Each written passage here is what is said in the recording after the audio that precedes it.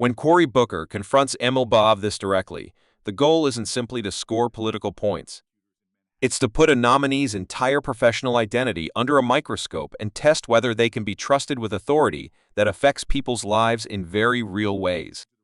In 2018, Mr. Bove, a group of federal criminal defense attorneys and former SDNY prosecutors in Manhattan were so alarmed by your pattern of unethical conduct that they wrote your supervisors at SDNY to warn them about you.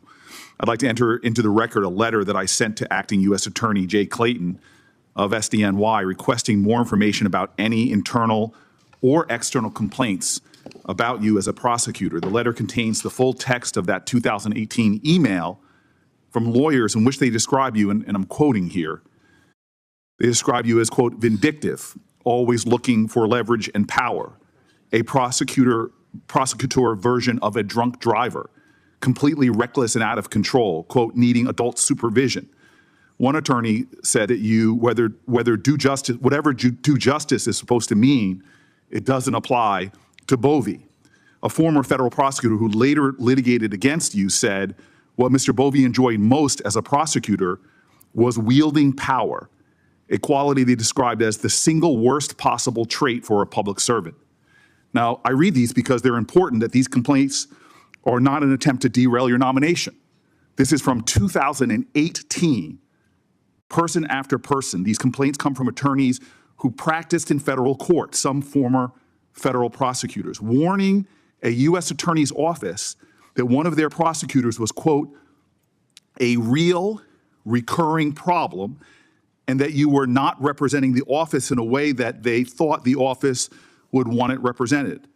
Your conduct was so beyond the pale back in 2018 that they wrote your supervisors to say you were a liability for the office. I think this is important because it shows a pattern of behavior. The allegations align with reports about your abuse of power now at the DOJ. I want to follow up in this pattern with what Senator Durbin's questions about the mandatory teams meeting you scheduled for all remaining public integrity section attorneys on February 14th, 2025. We already know that you're refusing to tell this committee whether you talked to Stephen Miller or others at the White House. All the chiefs and supervisors had resigned at this point, so all of the remaining and available attorneys were line attorneys in that meeting. Is that correct? Approximately 20 attorneys were on the team's call. I do hope, Senator, that at some point I'll have an opportunity. You were trying to find 2 attorneys to sign a motion to dismiss the Adams case without prejudice. Is that correct? Yes. During the meeting, you told attorneys that it is their job to implement the president's agenda and that they have to follow orders from the president and that there's no room for dissent in the chain of command. Is that correct? No. You told them that they had 1 hour to find 2 attorneys to sign the motion. They weren't allowed to ask questions. Is that correct? No. You started the meeting by emphasizing to the line attorneys that Danielle Sasson and Hagan Scott had failed to follow orders and that Ms. Sasson was going to be reassigned before she resigned, correct? I'm sorry, I didn't understand the last part of that question. I will state again. You started the meeting by emphasizing to the line attorneys that Danielle Sasson and Hagan Scott had failed to follow orders and that Ms. Sasson was going to be reassigned before she resigned. Is that correct? No. Okay. You also told them that whoever signed the motion would, quote, emerge as the new leaders, end quote, of the public integrity section for doing so, correct? I don't recall saying that. So you don't know if you said that or not? I don't recall saying that. Edward Sullivan volunteered to sign the motion. As promised, Sullivan was promoted to acting chief of the public integrity section for dismissing that case. Is that correct? No. So you are saying that as the leader of the DOJ, you don't know who is in charge of public integrity? No, I'm saying that the causal relationship that you implied in your question is not accurate. Okay. We have you on the record on all of those points. You worked on January 6th cases while a prosecutor at the SDNY, correct? A supervisor, yes.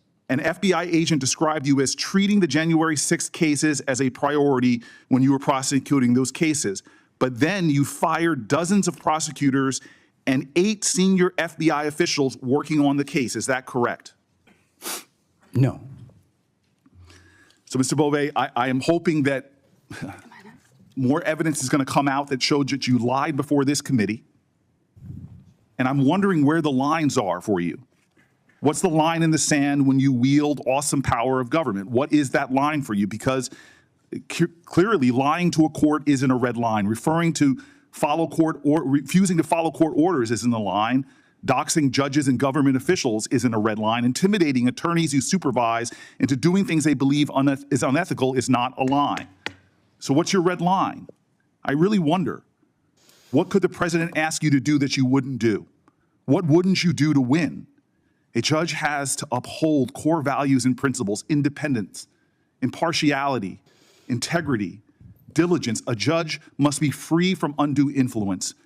A judge must decide cases fairly without prejudice or favor. A judge must ensure that anyone who appears before them in court will get a fair shake. Thank you, Mr. Everything Booker. we're hearing you say makes me believe that you're incapable of that. The pattern didn't just begin when you were nominated by this president. Peers of yours, prosecutors, attorneys who served with you, and judges in your past year have again and again cited you as someone who is not capable or qualified of doing this job in which you're nominated for. What makes this moment especially significant is how Booker builds his case. He doesn't rely on speculation or partisan rhetoric. He reaches back to documented concerns from 2018, long before this nomination, and brings forward voices from within the legal community itself. Former prosecutors and defense attorneys aren't casual critics. They are people who understand the system from the inside. When individuals like that describe someone as reckless with power or driven more by control than justice, that raises a deeper question: is this about isolated incidents, or is there a consistent pattern?